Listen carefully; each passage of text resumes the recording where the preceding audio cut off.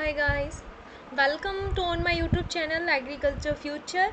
और अब से पहले मैंने आपको 6 क्लासेस दे दी है। ये 7th क्लास है जो कि FCI, AFO और सभी एग्रीकल्चर कम्पिटिटिव एग्ज़ाम के लिए इम्पोर्टेंट है।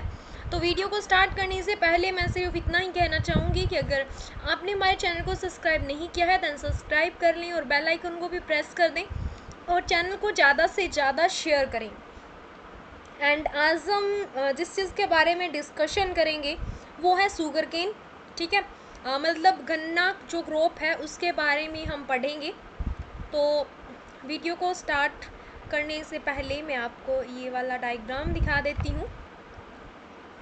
जो गन्ना है ये पूरा गन्ना है। ठीक है, इसमें ये जो है ये क्या है, ड्राई लीव्स है। ठीक है, सूखी हुई पत्तियाँ, जो नीचे वाली पत्तियाँ हैं वो सूखी हुई हैं। और ये क्या है, ये ग्रीन लीव्स है। ठीक है, जो कि टॉप पोर्शन में काउंट होती है, यानी इसे फ्रेश लीफ भी बोला जाता है। और ये बीच वाला भाग ये क्या है, स्टेम है, जिसमें कि ये जो है इन्हें क्या बोला जाता है, नोड बोला जाता है। ठीक है, और दो नोड के बीच का जो ये बीच वाला जो स्पेस है इसे क्या बोलती है, इंटरनोड। ठीक है, इंटरनोड बोलते हैं। और जैसे कि मान लो ये एक नोड है ना, इसे हमने अलग कर लिया। 1 सेकेंड, मैं एक और दिखा देती हूँ आपको। ये वाला जो है ये देखो, जैसे कि ये नोड है। ठीक है, तो इस नोड को क्या किया कि हमने अलग कर लिया पूरा। ये देखो, ये स्टेम था ना, इसको ये बीच में से मान लो इतना जो है ना पार्ट ये कट कर लिया। ठीक है, हमने कट करने के बाद ये वाला क्या है, ये नोड है।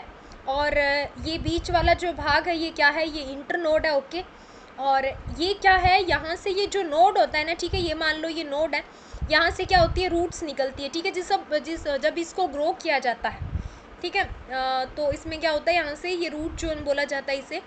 तो ये देखो, इस एक भाग को, इस इतने से भाग को भी इन्होंने अलग से शो किया है। ठीक है, कि क्या है, तो ये क्या है, बड ग्रूव्स होंगे यहाँ से, और ये एक रिंग की तरह होता है। ठीक है, और इसमें क्या होता है, हम बोलते हैं ना कि 2 आँख वाला गन्ना, तो ये इसमें आँखें सी होती है, मतलब ऐसी स्ट्रक्चर होती है। ठीक है, तो उसके बेस पे इनकी जो सीड रेट है वो भी अलग अलग रखी जाती है, यानी कि सेट्स अलग अलग रखी जाती हैं। ठीक है, देन वीडियो को स्टार्ट करते हैं।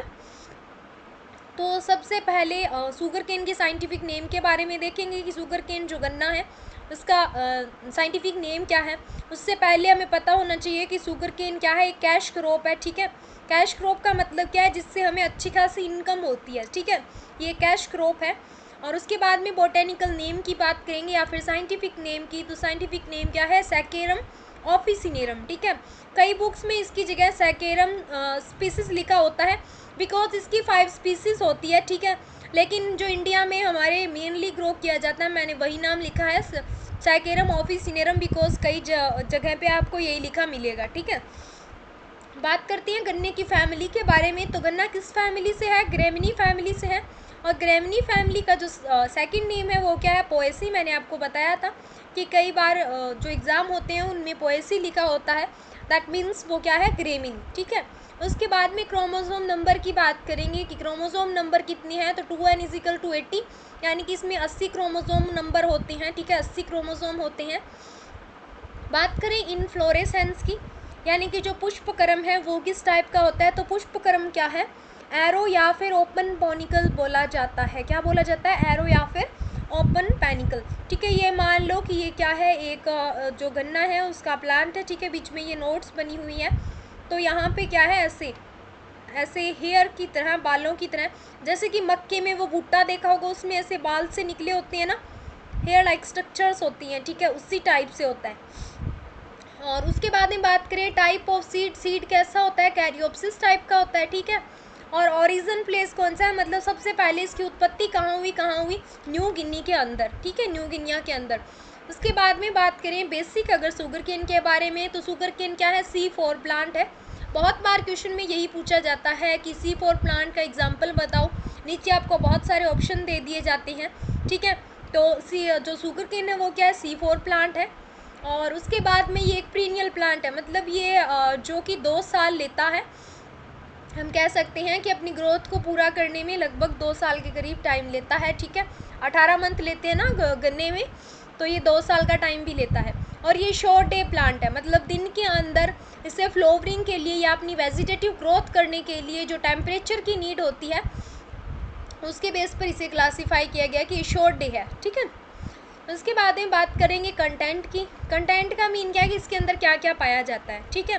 तो जो वाटर है जिसे हम H2O बोलते हैं वो 78%, और जो सुक्रोज है जो इसमें शर्करा पाई जाती है वो 21%, या फिर गुड़ बोलें तो 8 से 10%, ठीक है। सॉरी। उसके बाद में बात करें, Cuba is known as sugar cane bowl of world, ठीक है। संसार में जिसे शुगर केन का कटोरा बोला जाता है वो किसे बोला जाता है, कूबा को बोला जाता है, ठीक है। कूबा क्या है, कूबा एक देश है वहाँ पे सबसे ज़्यादा शुगर केन का प्रोडक्शन होता है, ग्रो किया जाता है। देन उसके बाद में बात करें प्रोडक्शन की, कि प्रोडक्शन कहाँ पे होता है सबसे ज़्यादा। एक टर्म होता है प्रोडक्शन और सेकंड टर्म है प्रोडक्टिविटी, ठीक है। प्रोडक्टिविटी का मीनिंग क्या है, ये हमारे पास एक ज़मीन है, ठीक है, 1 हेक्टेयर है मान लो, ठीक है। तो 1 हेक्टेयर से हमें जो एवरेज निकल रही है वो क्या है, हमारी प्रोडक्टिविटी है, ठीक है। और प्रोडक्शन की बात करें तो वो ओवरऑल एरियाज़ की बात होती है, ठीक है, तो उसे बोलते हैं प्रोडक्शन, ठीक है। ना कि 1 हेक्टेयर को काउंट किया जाता है। मान लो हमारे पास 4-5 हेक्टेयर है, तो किसी हेक्टेयर में 10 क्विंटल हुआ है, किसी में 5 हुआ है, और किसी में मान लो कि 6 क्विंटल हुआ है, तो इसका एवरेज कितना रहेगा, एवरेज रहेगा इसका 7 या फिर 6, ठीक है। ये होता है एवरेज, और ये है एक प्रोडक्शन, ठीक है। और प्रोडक्टिविटी की बात करें तो हम ये कह सकते हैं कि इस एरिया से ज़्यादा जो है वो प्रोडक्टिविटी है इस एरिया की, ठीक है, बिकॉज ये पर हेक्टेयर ज़्यादा इनकम दे रहा है। तो बात करें इंडिया की तो सबसे ज़्यादा कहाँ होता है, यूपी में होता है गन्ना, और महाराष्ट्र सेकंड नंबर पे है, और जो तमिलनाडु है वो क्या है, 3rd नंबर पे। वर्ल्ड में अगर बात करें संसार में तो ब्राज़ील जो है वो सबसे ज़्यादा जो गन्ने का प्रोडक्शन करता है। ब्राज़ील 1 नंबर पे है, ब्राज़ील जो कंट्री है, जो देश है। सेकंड नंबर है हमारे इंडिया का, और 3rd है कूबा का, ठीक है, जिसे हम क्या बोलते हैं, शुगर केन बाउल भी बोला जाता है। प्रोडक्टिविटी की बात करें तो तमिलनाडु में प्रोडक्टिविटी ज़्यादा है, यानी पर हेक्टेयर जो गन्ना प्रोडक्शन होता है वो तमिलनाडु में ज़्यादा होता है, ठीक है। नेक्स्ट बात करें क्लासिफिकेशन की, तो सॉरी, क्लासिफिकेशन में क्या है कि इसे 3 भागों में बांटा गया, ठीक है। एक तो होता है ट्रॉपिकल केन, सेकंड होता है इंडियन केन, और 3rd है वाइल्ड केन, ठीक है, जंगली जिसे बोलते हैं वाइल्ड। तो उसके बाद में फर्स्ट कौन सा है, ट्रॉपिकल कैन है, तो उसकी स्पीसीज कौन सी है, सैकेरम ऑफिसिनेरम, जो अपने यहाँ पे यूज़ में ली जाती है, ठीक है। सैकेरम ऑफिसिनेरम है, जिससे कि नोबल कैन के नाम से जाना जाता है, और ये जूसी कैन है, ठीक है। और इसके जो क्रोमोसोम नंबर है वो 2n=80 है, ठीक है। सेकंड अगर हम इंडियन केन की बात करें तो 2 टाइप्स के हैं इंडियन केन भी, एक है सैकेरम बार्बरी, और सेकंड जो है वो है सैकेरम साइनेंसिस, ठीक है। तो सैकेरम बार्बरी की बात करें तो इसे इंडियन केन के नाम से जाना जाता है, और इसमें फाइबर जो होता है वो हाई होता है, और इसका जो 2n होता है मतलब कि क्रोमोसोम नंबर है वो 82 से 124 होता है, ठीक है, 82 से 124। और उसके बाद में इसमें जो सुक्रोज होता है वो लो होता है, मतलब कम होता है, जो सुक्रोज की मात्रा होती है। सुक्रोज क्या, एक शर्करा है, शुगर है, ठीक है, जिसके कारण मिठास होती है गन्ने में। फिर बात करें सैकेरम साइनेंसिस की, तो इसे क्या बोलते हैं, चाइनीज़ कैन बोला जाता है। इसके 2n=2 है 118, यानी कि इसके क्रोमोसोम नंबर कितने हैं, 118 है। और उसके बाद में इसमें मीडियम सुक्रोज पाया जाता है, ना ही तो ज़्यादा कम होता है ना ही ज़्यादा हाई, ये मीडियम सुक्रोज का है। उसके बाद में वाइल्ड कैन की बात करें तो इन दोनों में ही लो सुक्रोज है, लेकिन इनके साइंटिफिक नेम क्या है, सैकेरम स्पोटेनियस और सैकेरम रोबुस्टम, ठीक है। कई बार आपको क्वेश्चन दिया जाता है कि इनमें से कौन सी वाइल्ड कैन स्पीसीज है, और आपको ऑप्शन में दिया जाता है, तो इनके नाम जरूर याद रखना कि कौन सी स्पीसीज है जो कि वाइल्ड कैन है, ठीक है। सैकेरम ऑफिसिनेरम जो है वो क्या है, एक ट्रॉपिकल कैन है, नोबल कैन जिसे बोलते हैं। सैकेरम बार्बरी क्या है, इंडियन कैन, और सैकेरम साइनेंसिस क्या है, चाइनीज़ कैन। और ये सैकेरम बार्बरी और साइनेंसिस क्या है, दोनों ही इंडियन कैन के टाइप हैं। और स्पोटेनियस और रोबस्टस जो है वो किसके हैं, वाइल्ड कैन के हैं, ठीक है। उसके बाद में नेक्स्ट पेज पे बात करते हैं। नेक्स्ट है कि जो कई बार क्वेश्चन पूछा जाता है कि जो सैकेरम है वो कौन सी भाषा का शब्द है, तो कौन सी भाषा का शब्द है, संस्कृत भाषा का शब्द है, ठीक है। और इसका मीनिंग क्या है, अगर ये संस्कृत भाषा का शब्द है, इसका मीन है शुगर, ठीक है। और कौन सी शुगर पाई जाती है गन्ना के अंदर, तो सुक्रोज, ठीक है। उसके बाद में है टेक्सटाइल इंडस्ट्री के बाद सेकंड पोजीशन किसकी है, शुगर केन इंडस्ट्री की, ठीक है। यानी कि टेक्सटाइल इंडस्ट्री जो है वो क्या है, अपनी इंडिया में नंबर 1 पे है। और सेकंड कौन सी है, शुगर इंडस्ट्री। मतलब आप देख सकते हो कि शुगर केन की इतनी ज़्यादा इंपॉर्टेंस है, ठीक है। ये कॉमर्शियल क्रॉप है, कैश क्रॉप भी बोलते हैं इसको, और ये FCI की सिलेबस में भी मेंशन है। 3 क्रॉप है, एक टोबैको है, एक कॉटन है और एक क्या है, शुगर की। उसके बाद में पढ़ते हैं इसके क्लाइमेट के बारे में। क्लाइमेट का मीन क्या है कि जो जलवायु इसे चाहिए होती है, ठीक है। तो ये क्या है, ट्रॉपिकल प्लांट है, ठीक है। और ये एक लॉन्ग ड्यूरेशन की क्रॉप है, लगभग 2 ईयर्स के अक्रॉस ये चली जाती है। तो ये क्या है, एक लॉन्ग डे क्रॉप ही हुई, ठीक है, लॉन्ग ड्यूरेशन क्रॉप ही हुई। अगर हम बात करें कि इसको टेम्परेचर कितना कितना चाहिए होगा, कि जब शुगर बन रही होगी ना, यानी सुक्रोज का निर्माण हो रहा होगा, तो उस टाइम उसको जो टेम्परेचर चाहिए होगा वो 30 डिग्री सेल्सियस। और ऑप्टिमम टेम्परेचर की अगर हम बात करें तो 27 से 33 डिग्री सेल्सियस। और शूट ग्रोथ की अगर हम बात करें, ऑप्टिमम टेम्परेचर होता है जो कि एक एवरेज टेम्परेचर होता है, और शूट ग्रोथ मीन्स जब जो शूट है, जो तना है, वो उसकी ग्रोथ हो रही होगी तो कितने टेम्परेचर की नीड होगी, 33 डिग्री सेल्सियस यानी कि 33 डिग्री सेल्सियस। और टिलरिंग मतलब जो टिलर्स हैं, कल्ले बन रहे होंगे, उस टाइम 33 से 34 डिग्री सेल्सियस। फिर रूट ग्रोथ के टाइम 36 डिग्री सेल्सियस, ठीक है। अलग अलग टेम्परेचर भी पूछे जाते हैं कि शुगर केन में बताओ शुगर सिंथेसिस के लिए कितने टेम्परेचर की आवश्यकता होती है, ठीक है, तो 30 डिग्री सेल्सियस। उसके बाद में बात करेंगे नेक्स्ट सॉइल की, यानी कि किस प्रकार की सॉइल की नीड होती है, किस प्रकार की सॉइल चाहिए होती है, ठीक है, शुगर केन की बुवाई के लिए। देन सबसे पहले सॉइल की बात करेंगे तो जो सैंडी लोमी और क्ले सॉइल होती है ना, क्ले लोम, वो सॉइल क्या इसके लिए बेस्ट है। लेकिन अगर सलाइन और एसिडिक सॉइल्स हैं, ठीक है, जो लवणीय मृदा है या फिर बोलें कि अम्लीय मृदाएँ हैं, वो सूटेबल नहीं है इसकी क्रॉप के लिए, वहाँ पे हम जो शुगर केन है उसे ग्रो नहीं कर सकते, या फिर ये बोलें कि वहाँ पे कोई अच्छा प्रोडक्शन देखने को नहीं मिलेगा। ऑप्टिमम पीएच की बात करें, ठीक है, तो ऑप्टिमम पीएच क्या रहेगा, 6.5 से 7.5 जो पीएच होगा, उस पीएच में हम क्या कर सकते हैं, शुगर केन को ग्रो कर सकते हैं, ठीक है। उसके बाद में बात करें कि शुगर केन क्या है, एक सन लविंग प्लांट है, मीन जितना ज़्यादा इसे टेम्परेचर मिलेगा उससे अच्छी ग्रोथ होगी, ठीक है, इसीलिए इसे क्या बोलते हैं, सन लविंग प्लांट बोला जाता है। उसके बाद बात करें हम सोविंग की, यानी इसकी सोविंग कब की जाती है, बुवाई कब की जाती है, तो आपको पता होगा इसके लिए जो सीड यूज़ में लिए जाते हैं, जिसे हम सीड बोलते हैं, वो क्या होते हैं, सेट होते हैं, ठीक है। तो सबसे पहले है कि इसको अलग अलग मौसम में किया जाता है। पहला है स्प्रिंग मेथड, और सेकंड कौन सा है, इकसाली, ठीक है, और थर्ड कौन सा है, अदसाली। ये 3 सीज़न है इसके मेन, जिसमें स्प्रिंग में क्या है, फरवरी से मार्च में, और नॉर्थ इंडिया के अंदर इसकी सोविंग की जाती है, ठीक है। और एक साली में क्या है कि जुलाई से अगस्त में साउथ इंडिया के अंदर इसकी जो है क्या है, बुआई की जाती है, साउथ ईस्ट एशिया में। इनमें जो मेन याद रखने वाली बात है वो है लाइन इनटू लाइन जो डिस्टेंस रखा जाता है, ठीक है। तो लाइन इनटू लाइन डिस्टेंस कितना रखा जाता है, 60 से 90 सेंटीमीटर रखा जाता है, किसमें, एक साली के अंदर। और अधसाली में कितना रखा जाता है, इसे फरवरी से मार्च के अंदर ग्रो किया जाता है, और लाइन इनटू लाइन जो डिस्टेंस है वो 120 सेंटीमीटर रखा जाता है, ठीक है। और जो एक साली है ना, वो क्या 18 मंथ लेती है, 18 महीने, ओके। ये बाकी जो अधसाली है 20 मंथ लेती है। और उसके बाद में बात करें हम सीड रेट की, देन 3 बट, इसके मैंने आपको बताया था कि बर्ड के बेस पे इसकी सीड रेट डिसाइड होती है, ठीक है। एक डायग्राम भी है वो मैं आपको दिखाऊंगी। तो 3 बर्ड्स होंगे अगर, तो उसमें क्या है 35,000 से 50,000 बर्ड का यूज़ करते हैं, और 2 बर्ड्स वाली का 75,000, और सिंगल बर्ड वाली का, ठीक है, सिंगल बर्ड वाली का 1,87,500, ठीक है, ये यूज़ करते हैं। यानी कि बर्ड के अकॉर्डिंग जो क्या है, सीड रेट का यूज़ किया जाता है। और जो बर्ड हम यूज़ करेंगे तो वो बर्ड कितनी होनी चाहिए, वो बर्ड कितनी पुरानी होनी चाहिए, 10 से 12 मंथ ओल्ड होनी चाहिए जो बर्ड है, यानी कि 10 से 12 महीने पहले की होनी चाहिए, ठीक है। एक डायग्राम था यहाँ पे, ये देखो इस टाइप से बुआई की जाती है, ये ट्रेंच मेथड है इसका, जिसमें ये देखो इस प्रकार से गन्ने को डाला जाता है इसमें बुवाई के लिए, ठीक है।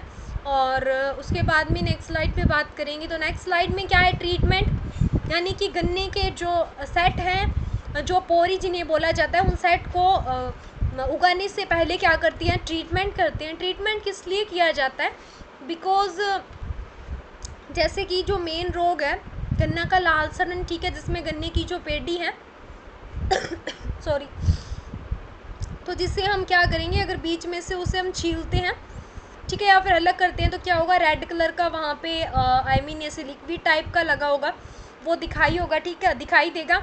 तो ये क्या है, रेड मतलब लाल, जिसे रेड सड़न रोग बोलते हैं, ठीक है, रेड रोड जिसे बोला जाता है। तो ये क्या मेन जो है वो डिजीज़ है किसका, शुगर केन का।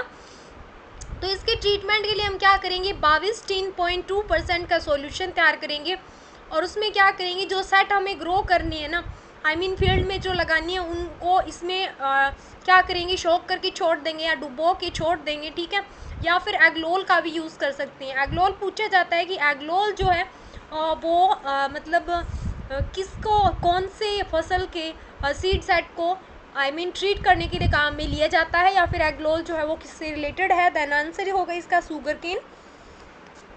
नेक्स्ट बात करें सोविंग मेथड की, यानी कि कौन कौन से मेथड सोविंग के लिए काम में लिए जाते हैं। तो ये नॉर्मल मेथड है जिसे फ्लैट मेथड बोलते हैं, नॉर्मली यूज़ में लिया जाता है।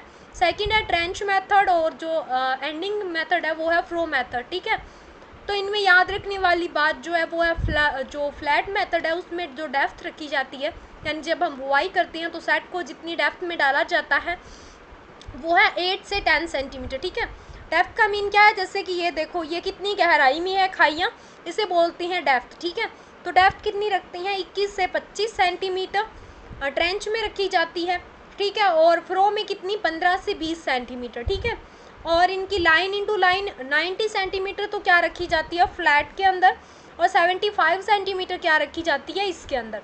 लाइन इंटू लाइन का क्या मीन्स है, लाइन इंटू लाइन का ये वाली जो है ये एक लाइन है, ठीक है, ये सेकंड लाइन जब लगाई है तो इन दोनों के बीच का ये जो डिस्टेंस है ये क्या है, लाइन इंटू लाइन का डिस्टेंस है, ओके। उसके बाद में बात करते हैं नेक्स्ट, तो नेक्स्ट बात करते हैं हम फर्टिलाइज़र की, ठीक है। तो फर्टिलाइज़र अप्लाई कितने अप्लाई करनी है, कितनी डोज यूज़ करनी चाहिए। तो नाइट्रोजन है 120 से 150 kg पर हेक्टेयर, ठीक है, नाइट्रोजन अप्लाई करेंगे, और फॉस्फोर 60 से 80 kg पर हेक्टेयर, और जो पोटेशियम है वो 40 से 60 kg पर हेक्टेयर जो है क्या करती हैं, अप्लाई किया जाता है। और जब नेक्स्ट ईयर इन्हीं मतलब फर्टिलाइज़र का यूज़ करेंगे नेक्स्ट ईयर, तो क्या करेंगे, नाइट्रोजन की डोज को 20% ज़्यादा दिया जाएगा, ठीक है, 20% क्या किया जाएगा, इंक्रीज़ करके दिया जाएगा। बाकी ये जो है ये पर हेक्टेयर की डोज है, ठीक है, 1 हेक्टेयर में देनी होती है इतनी। बात करें हम इरिगेशन की, तो वाटर रिक्वायरमेंट जो है इसकी उसके अकॉर्डिंग तो सबसे ज़्यादा वाटर रिक्वायरमेंट जो है वो किसकी होती है, गन्ने की 1100 mm के करीब से शुरू होती है। और उसके बाद में बात करें जर्मिनेशन स्टेज की, तो जर्मिनेशन अलग अलग इनकी क्रिटिकल स्टेज है, ठीक है, यानी कि जब इन्हें पानी देना नेसेसरी हो जाता है, जब इन्हें पानी देना कंपलसरी होता है कि पानी देना ही पड़ेगा, वरना जो क्रॉप की ग्रोथ है वो रुक जाएगी या फिर अच्छे से नहीं हो पाएगी। दैन इसके अलग अलग स्टेजेस हैं, तो इसकी 4 स्टेज हैं जो मेन है।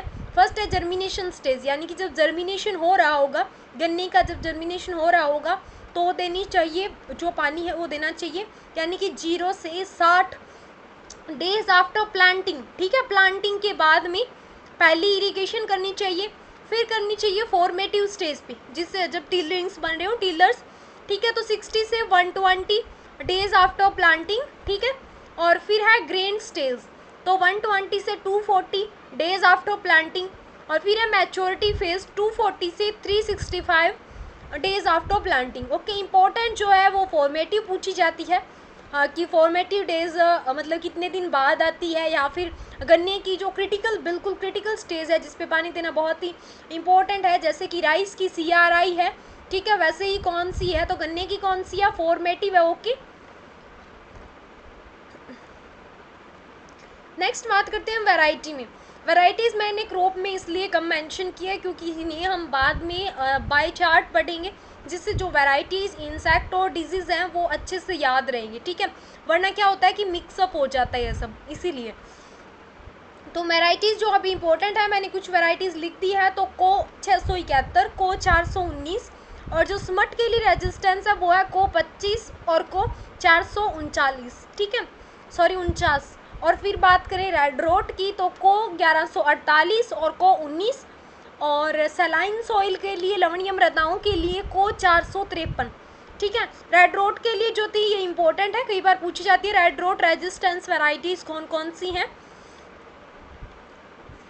फिर बात करें कि potassium is responsible for translocation of sugar in sugarcane, यानी कि शुगर केन में शुगर के ट्रांसलोकेशन के लिए जो एलिमेंट इम्पोर्टेंट है वो कौन सा है, पोटेशियम है। ठीक है, ये भी इम्पोर्टेंट है। ऐसे पूछ लिया जाएगा कि कौन सा एलिमेंट है जो इम्पोर्टेंट रोल प्ले करता है शुगर केन में, जैसे कि ऑयल सीड में कौन सा करता है, सल्फर। ऑयल के बनने के लिए इम्पोर्टेंट है सल्फर। और वैसे ही बात करें शुगर केन में तो पोटेशियम इम्पोर्टेंट है। फिर है earthing up is done at 4 months after planting to protect logging. ठीक है सॉरी, अर्थिंग अप जो है उसमें क्या होता है, जैसे कि ये प्लांट है गन्ने की, ठीक है, उसके पास में क्या है, मिट्टी को चढ़ाया जाता है। ठीक है, ताकि प्लांट क्या हो, गिरे नहीं। ठीक है, इसे अर्थिंग अप बोला जाता है। पास में मिट्टी को चढ़ा दिया जाता है उसकी जड़ों के पास में, ताकि प्लांट गिरे नहीं। और उसके बाद में बात करते हैं इम्पोर्टेंट इंस्टीट्यूट जो हैं, जो कुछ गन्ने से रिलेटेड हैं, तो कौन कौन सी है। एक SBI यानी कि शुगर केन ब्रीडिंग इंस्टीट्यूट, जो कि कोयम्बटूर तमिलनाडु में है। और दूसरी बात करें Indian Institute on sugarcane research, जिसे IISR बोला जाता है, ये लखनऊ UP के अंदर है। और उससे बाद में बात करें AICRP on sugarcane was started in 1971 से 70 के अंदर जो स्टार्टेड किया गया। और उसके बाद में बात करेंगे Indian sugarcane institute Kanpur. ठीक है, तो ये 4 जो इंस्टीट्यूट थे जो इम्पोर्टेंट। देन स्लाइड को एक बार फिर से रिवाइज कर लेते हैं। शुगर केन जो है वो क्या है, एक कैश क्रॉप है। ठीक है, और इसका बोटेनिकल नेम क्या है, सैकेरम ऑफिसिनेरम। कई जगह पे सैकेरम स्पीसीज भी लिखा जाता है, तो कोई बड़ी बात नहीं है। और उसके बाद में करते हैं बोटेनिकल नेम जो है, उसके बाद में फैमिली ग्रेमिनी है, ग्रेमिनी। और उसके बाद में क्रोमोसोम नंबर है 2n=80। और इनफ्लोरोसेंस है जो एरो या फिर जिसे open panicle type of seed caryopsis. और ओरिजिन क्या है, न्यू गिनी है।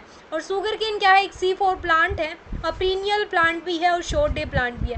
कंटेंट की बात करें तो ये 3 ही कंटेंट है जो इम्पोर्टेंट है। और उसके बाद में बात करें कि क्यूबा को क्या है, शुगर केन के बाउल यानी कि संसार के अंदर शुगर केन बाउल के रूप में जाना जाता है। प्रोडक्शन की बात करें तो सबसे ज़्यादा UP में, और फिर महाराष्ट्र, और फिर तमिलनाडु। ये जो आंकड़े हैं ये अपने भारत के हैं कि कौन सी स्टेट कौन से नंबर पे है। बात की जाए वर्ल्ड की तो पहला ब्राज़ील है, सेकंड अपना इंडिया, और थर्ड है क्यूबा। और उसके बाद में बात की जाए प्रोडक्टिविटी की, दैन तमिलनाडु है जिसके पर हेक्टेयर प्रोडक्शन हाई होता है। और उसके बाद में अगर हम बात करें क्लासिफिकेशन की, दैन 3 टाइप्स के क्लासिफिकेशन है, ट्रॉपिकल केन, इंडियन केन और वाइल्ड केन। ट्रॉपिकल कैन में क्या है, सैकेरम ऑफिसिनेरम, जिसे नोबल कैन भी बोला जाता है। इसके क्रोमोसोम नंबर हैं 2n=80। सैकेरम बारबरी, और नेक्स्ट कौन सा है, सैकेरम साइनेंसिस। ठीक है, सैकेरम बारबरी जो है, सैकेरम बारबरी में है इंडियन कैन जिसे बोलते हैं। ठीक है, और इसके जो क्रोमोसोम नंबर है वो 2n=82 से 124। इसमें जो सुक्रोज है वो क्या होता है, लो होता है। फिर सैकेरम साइनेंसिस की बात करें, इसे चाइनीज़ कैन बोला जाता है। क्रोमोसोम नंबर है 118। और जो 2 वाइल्ड कैन जिसे बोला जाता है, फर्स्ट है सैकेरम स्पॉटेनियस और सेकंड है सैकेरम रोबुस्टम। ठीक है, तो इनमें क्या होता है, सुक्रोज जो है वो लो होता है, इसे वाइल्ड कैन बोला जाता है। उसके बाद में बात करें सैकेरम, तो सैकेरम जो शब्द है वो क्या है, संस्कृत भाषा का शब्द है, और इसका मीनिंग क्या है, शुगर। और मेन कौन सी शुगर है, सुक्रोज है। उसके बाद में बात करें कि टेक्सटाइल यूनिवर्सिटी के बाद इंडस्ट्री के बाद जो सेकंड इंडस्ट्री है, सेकंड नंबर पे वो है शुगर इंडस्ट्री। मतलब यहाँ से आइडिया लगा सकते हैं कि शुगर केन कितना इम्पोर्टेंट है। उसके बाद में बात करेंगे क्लाइमेट की, जो कि ट्रॉपिकल प्लांट है और ये एक लॉन्ग ड्यूरेशन क्रॉप है, ज़्यादा टाइम लेती है, लगभग 18 मंथ लेती है। ठीक है, उसके बाद में अलग अलग टेम्परेचर है कि कौन सी स्टेज पे कितना टेम्परेचर चाहिए होता है, जो कि कई बार एग्जाम में पूछा जाता है। फिर बात करें सॉइल की, जिसमें pH इंपॉर्टेंट है, 6.5 से 7.5 pH है। और सैंडी लोम टू क्ले लोम जो है वो अच्छी सॉइल है, और सलाइन और एसिडिक सॉइल जो है वो सूटेबल नहीं है इस क्रॉप के लिए। और ये क्या एक सन लविंग प्लांट है, और इसकी अलग अलग स्प्रिंग और एक साली और अधसाली, इसके 3 अलग अलग स्टेजेस के अंदर बुआई की जाती है, मतलब अलग अलग सीजन में, जिनमें इनमें लाइन इनटू लाइन जो डिस्टेंस है वो इम्पोर्टेंट है। सीड रेट की बात करें तो बड के अकॉर्डिंग जो आइज़ होती है गन्ने में, उसके बेस पे इनके सेट को चूज़ किया जाता है। देन बात करें ट्रीटमेंट की तो बाविस्टिन या फिर एगालोल से ट्रीट किया जाता है। और उसके बाद में सोविंग मेथड की बात करें, 3 मेथड से थे, फ्लैट, ट्रेंच और फ्रो मेथड। ठीक है, उसके बाद में फर्टिलाइज़र तो नाइट्रोजन, फॉस्फोरस, पोटेशियम की ये डोज है, ये पर हेक्टेयर देनी होती है। और नेक्स्ट ईयर की बात करें तो नेक्स्ट ईयर नाइट्रोजन को 20% एक्स्ट्रा अप्लाई करना होता है। इरिगेशन की बात करें तो अलग अलग स्टेजेस हैं, जिनमें फॉर्मेटिव स्टेज जो है वो इम्पोर्टेंट है, और 60 से 120 डेज आफ्टर प्लांटिंग ये स्टेज आती है जब पानी देना कंपलसरी होता है। उसके बाद में कुछ वैरायटीज़ थी जो मैंने मेंशन कर दी, जिनमें स्मट या फिर रेड रोड के लिए जो रेजिस्टेंस वैरायटीज़ हैं वो इम्पोर्टेंट है। उसके बाद में बात करेंगे जो पोटेशियम है वो किस लिए इम्पोर्टेंट है, ये शुगर का ट्रांसलोकेशन करता है। जिस प्रकार ऑयल सीड में ऑयल के फॉर्मेशन के लिए सल्फर कंपोनेंट इम्पोर्टेंट है, उसी तरह से अर्थिंग अप एक प्रोसेस होती है जिसमें प्लांट के पास में मिट्टी को चढ़ाया जाता है ताकि प्लांट गिरे नहीं। इम्पोर्टेंट इसके इंस्टीट्यूट थे, जिसमें मैंने 4 इंस्टीट्यूट को मेंशन किया है। फर्स्ट है SBI जो ब्रीडिंग इंस्टीट्यूट है शुगर केन का, जो कि कोयम्बटूर तमिलनाडु में है। सेकंड है Indian Institute on sugarcane research जो कि लखनऊ यूपी के अंदर है। और जो थर्ड है वो है AICRP ऑन शुगर केन, वो स्टार्टेड इन 1970 टू 71, ठीक है, 1970 से 71 में। और लास्ट जो है ASI यानी कि इंडियन शुगर केन इंस्टीट्यूट जो कि कानपुर में है। ठीक है, तो thanks for watching my video. अगर आपको मेरा कंटेंट हेल्पफुल लगे, मेरी वीडियोस हेल्पफुल लगे, तो आप वीडियोस को ज़्यादा से ज़्यादा लोगों तक शेयर करें और मेरे चैनल को सब्सक्राइब करें। तो थैंक्स फॉर वॉचिंग और मिलते हैं नेक्स्ट वीडियो में, तब तक के लिए टेक केयर, बाय बाय।